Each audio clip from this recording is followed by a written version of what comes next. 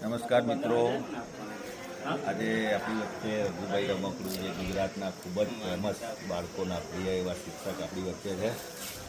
ધોરણ પહેલા બીજાની રાજ્ય કક્ષાની અધ્યયન સંપુટની તાલીમમાં મળવાનું થયું.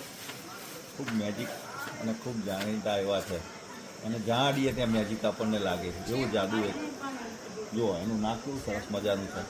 આપણે એને નાકે અડીએ તો શું થાય જોઈએ, જો વિસલ વાગે છે, એના નાકે અડીએ સિસોટી વાગે છે. જો ખરેખર મજાનો માણસ છે, પણ આવી અવનવી પ્રવૃત્તિ દ્વારા બાળકો જોડે એ સતત રહેવા માટે પ્રયત્ન કરે છે, બાળકો સાથે આત્મીયતા કેળવે છે.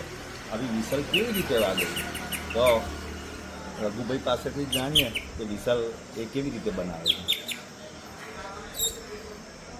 જો મિત્રો, આ એક પીપળો જે આવે તેની કૂપળ છે અને આ કૂપળને એના ઉપરનો જે ભાગ, અંદરનો જે ભાગ છે એને બહાર કાઢી અને ઉપરનો જે આછો છિદ્રવાળો જે ભાગ છે એને રાખવાથી અને બે હોઠ વચ્ચે આવી રીતે મૂકી અને આવી રીતે રાખવાથી આ વિસલનો અવાજ આવે.